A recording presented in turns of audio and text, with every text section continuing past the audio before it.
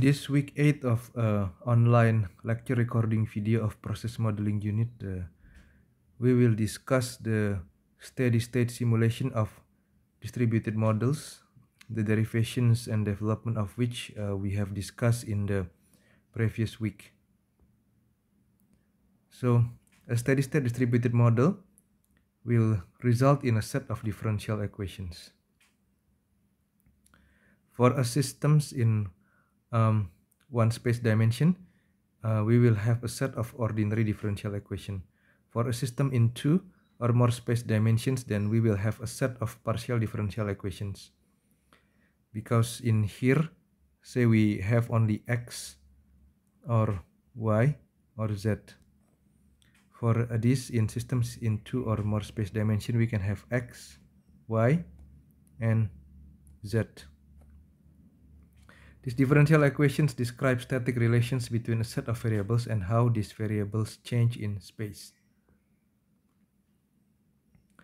For a steady-state distributed model, properties are generally known at particular locations in the border of a space. For example, in a tube, the inlet conditions will often be known. Therefore, because we know the properties values on the border, it becomes a boundary conditions or a boundary values problem. Therefore, a steady-state distributed system simulations is the same as solving a boundary value problem. Then let's inspect first a steady-state distributed system in one space dimension.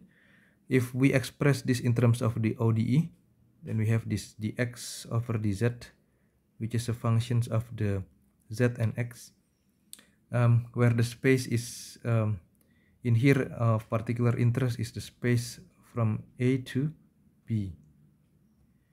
The corresponding boundary conditions or the general expressions of the boundary conditions can be expressed as in terms of these equations. AXA plus BXB is equal C, where A, B, and C are matrices if the boundary conditions are linear. The number of the boundary conditions needed to solve the problem should be the same as the number of states or derivative in the ODE. So if you have a first order ODE,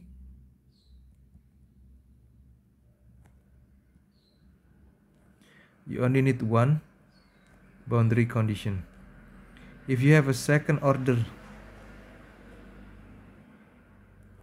ODE, then you need two boundary conditions.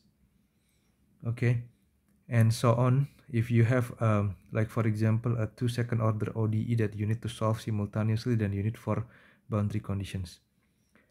Another type of the boundary value problem is a split boundary value problem, where the boundary conditions are described in separate equations, where XA and XB, they do not occur in the same equation.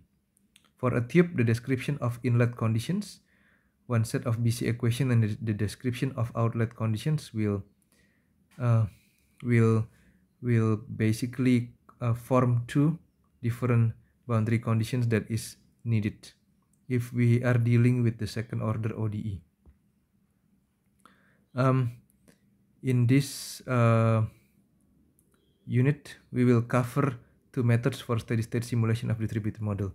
The first one is the shooting method, and it's only limited to the ordinary differential equation, so you can only solve ODE using this shooting method. The finite difference method is having a wider applications. It can be used to solve ordinary differential equations and partial differential equations. Okay, let's start the discussions on the shooting method.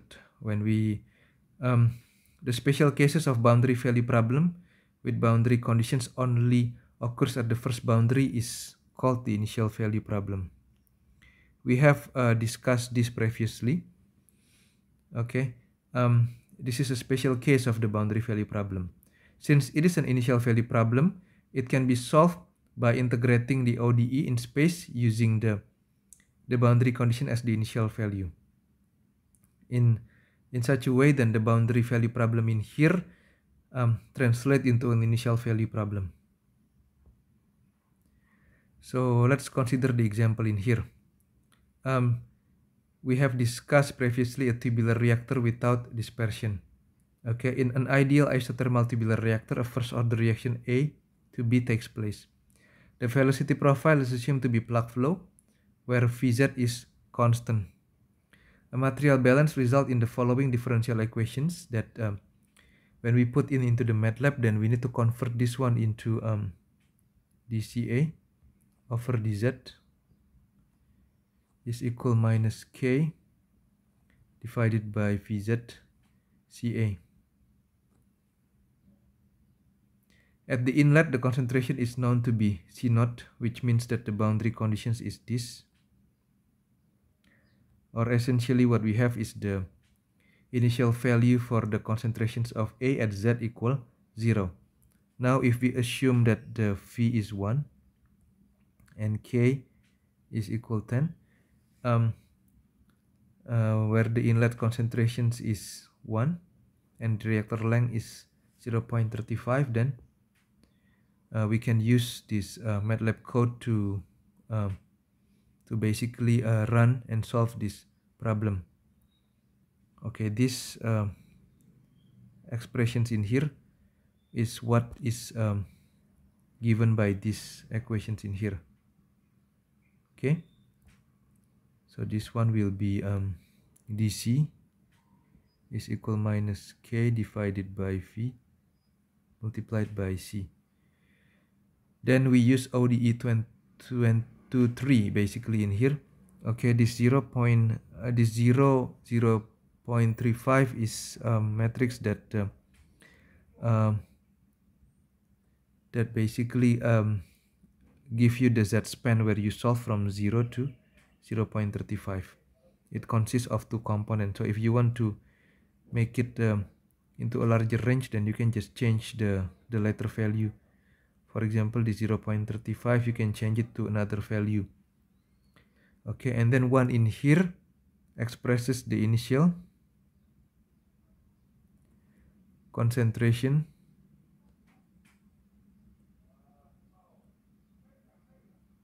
at the inlet. Okay, and then this one is simply just plot the T versus Y, and then this one give an x-axis label, and this one is giving a y-axis label. As you can see in here, the concentration decreases, okay, up to this value in here. Okay, then I will stop the first part of the week 8 video here. We'll continue in the next video. Thank you for listening.